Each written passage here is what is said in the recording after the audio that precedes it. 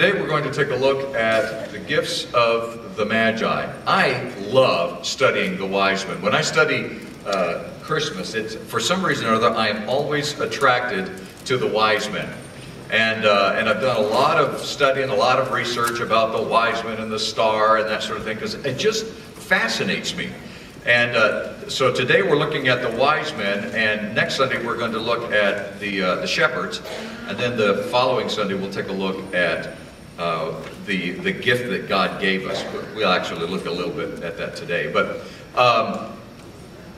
the Wisemen is, when you study the Wisemen, the reason I'm starting with the Wisemen is because the story of the Wisemen goes way, way back into the Old Testament. And so I wanted to begin with that and set up some groundwork so you can understand why this is so special and why the birth of Christ is so amazing. It's just so fulfilling when you begin to really study and see what happened, of what really was going on there. So let's look at the account that's given to us in Matthew, and it's in Matthew starting with chapter 2, starting with verse 1. After Jesus was born in Bethlehem in Judea, during the time of King Herod, Magi from the east came to Jerusalem and asked, "Where is the one who has been born King of the Jews? We saw his star when it rose and have come to worship him." And when they saw the star, we're jumping down to verse 10 now, because there's a little bit in there where Herod gets all upset and what's going on, and he asks the Sanhedrin, "Where is this king supposed to be born?" And they say, "Well, Bethlehem." And they knew the scriptures. But interesting, and you'll see in just a moment, interesting that they didn't know that the Christ child was being born. Verse 10, when they saw the star, they were overjoyed. On coming to the house, they saw the child with his mother Mary, and they bowed down and worshipped him. Then they opened their treasures and presented him with gifts of gold and frankincense and myrrh. Now I want to point something out before I go any further in this study. In that verse 11, it says, when they came to the house, on coming to the house. And a lot of people have speculated that that means that this was sometime later, maybe up to 2 years after Christ was born. I don't believe that. I actually believe that what that's referring to, and I think it's obviously speculation, but when the baby was born in a barn, in a stable, my suspicion is that the innkeeper probably said, "You can't stay in the stable with a brand newborn baby, move into the house." And so that, I'm assuming that the next day, or that morning, we don't know what time the Christ child was born, it was apparently at night, but I'm assuming that very next morning that they moved the baby and Mary and Joseph into the house, into the innkeeper's house, and that's what this is referring to. So I really think that the wise men showed up at the birth, within a few hours of the birth of Christ, as did the shepherds. So they came to the house, they saw the child with his mother Mary, and they bowed down and worshipped him.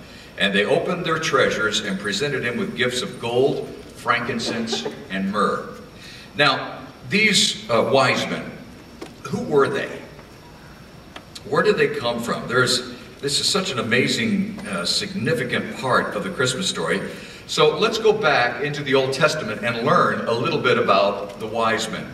And to understand it, now there were a number of countries that had these wise men, but we find some significant and interesting background in the book of Daniel, and it starts with the story of Daniel himself. Daniel in chapter 1, and I'm going to pick up with verse 3. The king, this was Nebuchadnezzar, the king ordered Ashpenaz, the chief of his court officials, to bring into the king's service some of the Israelites from the royal family and the nobility. Young men without any physical defect, handsome, showing aptitude for every kind of learning, well-informed, quick to understand, and qualified to serve in the king's palace. He was to teach them the language and literature of the Babylonians. The king assigned them a daily amount of food and wine from the king's table. They were to be trained for 3 years. And after that, they were to enter the king's service. Among those who were chosen were some from Judah: Daniel, Hananiah, Mishael, and Azariah. The chief official gave them new names: to Daniel, the name Belteshazzar; to Hananiah, Shadrach; to Mishael, Meshach; and to Azariah, under the bed we go. And so,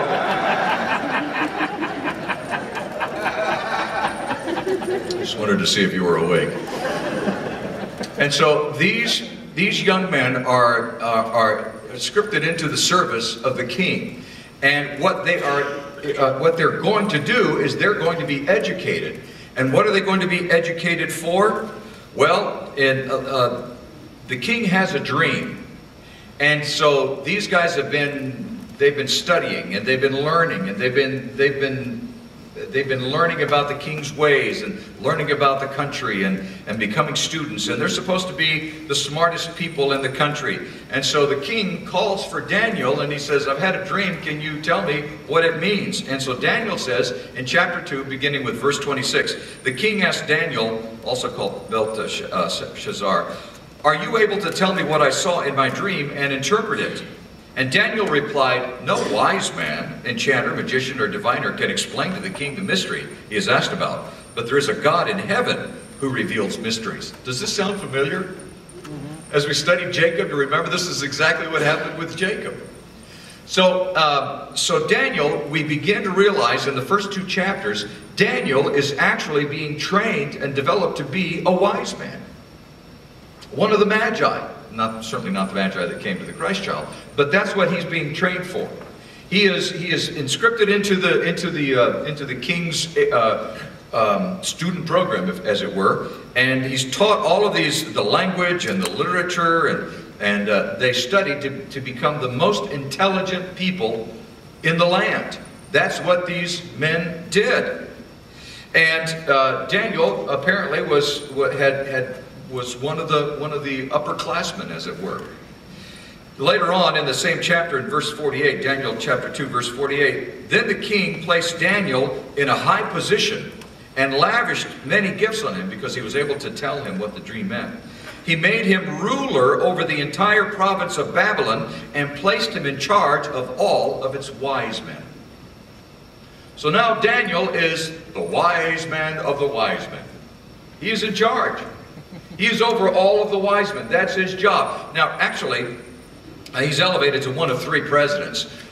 Historically, what we knew was that the entire kingdom was broken up into 3 sections. And so they had basically 3 presidents. Daniel was one of those presidents, as it were, over the land. And included in his responsibilities, since he was over the province of Babylon, included in his responsibilities were these wise men who were highly educated men who studied science and math, including astronomy. And they were the smartest. They were the cream of the crop of the land. And it was important to the Babylonians, it was important to the entire country that they have these wise men, these intelligent, highly educated men studying so that they could advance in science and they could obviously make lives better. So these were not like astrologers that were coming up with Sagittarius and Aquarius and whatever all those other things are. That's not what they were doing. They were students of science and of math. Highly, highly intelligent people. And so Daniel was in charge of them. Now, Nebuchadnezzar, the king, is eventually killed in a political uprising, and there is a new ruler who is referred to as King Darius. Now, that is actually not a name. His name wasn't Darius. The name is actually Daravash. And it is a term. It's sort of like a substitute. So actually it was a title. He was the King Daravash, meaning the interim king or the substitute king. And so we don't ever really know what his name is. In fact, history never tells us what his name is. We just know that he's not even called a king during that period of time. He was this Daravash, and he was a Mede. And so he is in charge now, and he keeps Daniel. Instead of just destroying everything that the king had and kicking everybody out, he keeps Daniel because he knew how valuable he was. And he keeps Daniel in his position of authority. And in fact, it appears that he may have increased his responsibility. And certainly his responsibility of being in charge of all the wise men continued. And being in charge of all of the wise men and overseeing their education and overseeing that brilliance is like he was in charge of the university, basically, is what it amounts to. He would have taught them his own beliefs because he was the wisest of the wise men. He was in charge of the wise men. So he would have taught them the things that he believed. And he would have taught them about his beliefs as a Hebrew. And it was so much so that Nebuchadnezzar said it, and then later King Darius, or this interim king, also said this about Daniel's God. He said they both declared Daniel's God to be the God of signs and wonders. Now the reason that's so interesting is because that's a term that the Jews used for God. It's a term the Jews used for God, that he's the God of signs and wonders. This was not a term that was native to their language. And so they referred to Daniel's God as the God of signs and wonders, which is the Hebrew term for describing God. And Daniel had more than likely taught them that, and in the process had probably taught them about the Messiah. That there would be this coming Messiah. I mean, that's what the Jews believed. That's what they were hoping for. That's what they were living for. And he had most likely told them about a prophecy that was in the Bible concerning the very things that these wise men had been studying. It's in Numbers chapter 24, verse 17. Look at this. I see him, but not now. I behold him, but not near. A star will come out of Jacob. A scepter will rise out of Israel. He will crush the foreheads of Moab, the skulls of all the people of Sheth.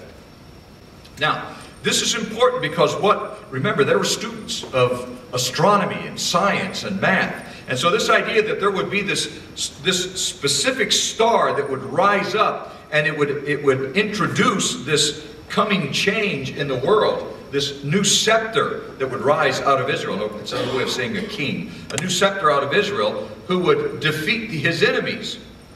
Now, the wise men then were looking for this star. They continued studying, obviously, science and math and all of that stuff. But they were also looking for this special star, for these signs and wonders. And they knew about this coming Messiah, that this star would introduce this coming Messiah. So this cosmic phenomena of this particular star was a sign that they had been looking for centuries. When they finally saw the star, they already knew what it meant, because they'd been taught. It was part of what they believed.